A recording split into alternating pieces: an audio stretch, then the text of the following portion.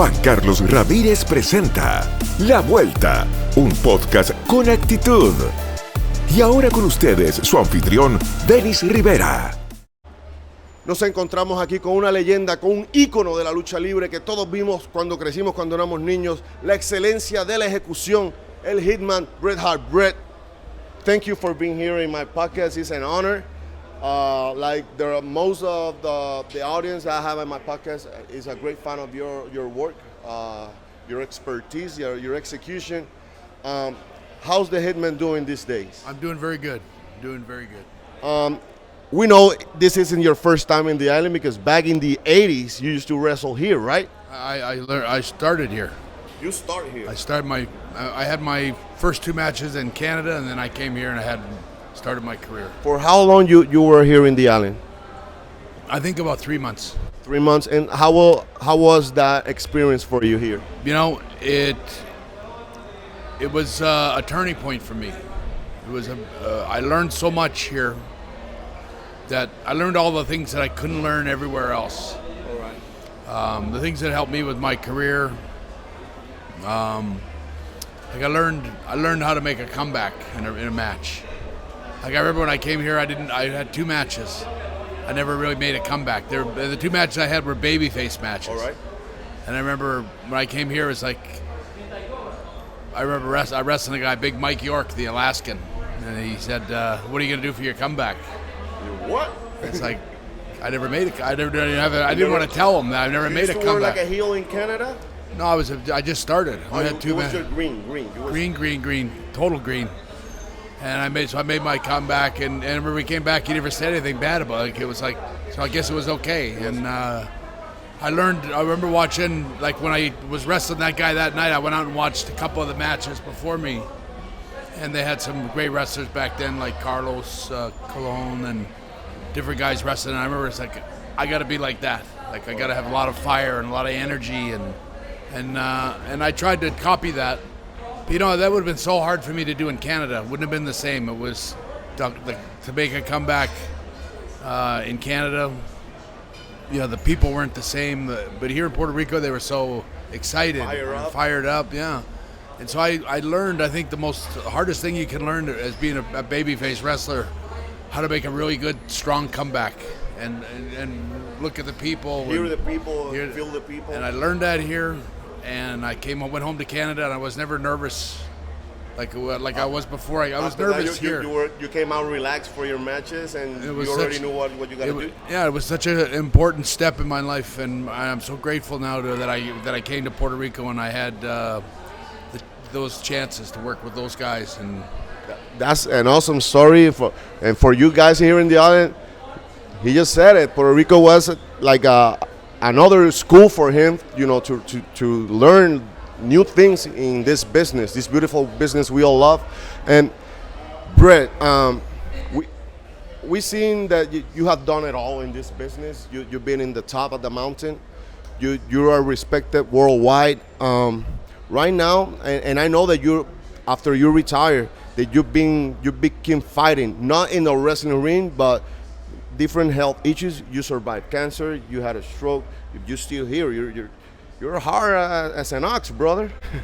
Well, you know, How do you feel right now? I feel really good. My life is good. I have nothing to worry about right now. And that's great news. I think that I try to live my life for all the people that are not living their lives, like Bulldog and my brother Owen and Brian Pillman, and so many of my friends are not with me today to make the road with me. But I use that as a inspiration to live my life for those guys and to enjoy life and really be happy. That's awesome. Talking about Owen and about Davey Boy, right? And we know that you're a Hall of Famer. We know because the issues with your Owen's wife, because with WWE. But can you tell me if maybe in the future we can see maybe an induction on Owen and British Bulldog at the same time in the Hall of Fame? I don't know if that'll happen. I mean, I would like to see it happen for both of them. In fact, I think the Bulldogs should both go in. You know, they should. If it was in my hands, I would do it both together. And what better person to introduce them to the Hall of Fame than you, man? Well, I would love to see Owen in the Hall of Fame. His wife is quite embittered towards the business and doesn't want to be part of any of it. And I think that's just not going to change, you know. Right. And unless WWE, they can do it without her permission. Yeah. But They want to do it respectfully, to be respectful to her, maybe? I think so. I think everyone has a good intentions. Except for, I think Martha's still got a. She's still quite bitter towards the wrestling business, wrestling fans, wrestlers, anything to do with wrestling. She's with the business. And she, even the whole family. My whole family's been disconnected from Martha. That she just has no association with any of us. Okay. Right now, we saw you. We have seen you. We saw you recently in introducing the AEW title in their show. That was like a big surprise for fans. And how was that experience over there with that company in the first show? It was a lot of fun. I really enjoyed it. I enjoyed all the wrestlers that I met and watched, and it was just a very fun night, and it was just a good. Just for me, it was a very coincidence that I was going to be in Las Vegas at the time that show was on, and I'm glad that it worked out for me to be there. And I feel very honored that they let me go out and present such a beautiful belt, and I know that it's a new company and new wrestlers, and they're trying to get started, and all I can say is I wish them all the best, and I'll do everything I can to help them. We're rooting for everybody. We're rooting for the business. Is the business doing good? We're entertained. It's good, I think. The more wrestling companies, the more leverage the wrestlers, opportunities for all wrestlers. So I think 1, 2, 3 big wrestling companies would be fine. Yeah, I'm totally agree, sir, with that. We have seen that you do your appearance like in AEW, sometimes in WWE. Right now, the business and Bret, how is going that? How you say the name? I will say that relationship between the business and Bret right now. You keep doing your appearances. We know that obviously we help each you can wrestle, but you keep doing your appearances in different places. You're still open for those invitations to different companies, or not all of them? Well, it depends. I don't know how many there are out there, but I'm very limited. I can't physically wrestle anymore. So it's like, whether I want to go to WWE or AEW or Ring of Honor or whatever, I can't do any kind of physical role, and that cuts down my. There's only a small, limited number of things I can do, like present a belt or introduce 2 wrestlers or have an interview or something. But that I think is great. It's still great because people love you, Bret. A lot of people that are here. I don't know if you have seen because the line right now is going across the building, and I was interviewing the people during the line, and 90% say they came here to see you. Well, I appreciate that, and I'm flattered by that. But I'm a firm believer that you got to be good to your fans, and I always try to be good to my fans wherever I am. And coming down here, I mean, I have a lot of friends here in Puerto Rico. I have a lot of fans that are very close. Feel very strong about my career, and I just appreciate all of it. And I always try to reach out to where fans I can to stay connected. That's great. But I at the same time it's a big honor to have that many fans. I know that you don't remember, but we met back in 1997 because of my brother Savio. I'm his little brother. I met you in the United States. I think it was Rhode Island, or it was the East Coast. And I don't know. Fact, I was there the day that you and Sean had the scuffle in the. I was there. I saw it. I know that you and Sean, you already buried the hatchet and everything is good. But for me, that was like seeing 2 icons of this business right in their peak. Like, oh my God, what's going on here? But I'm glad that you guys buried the hatchet because you both guys are icons, legends of this business.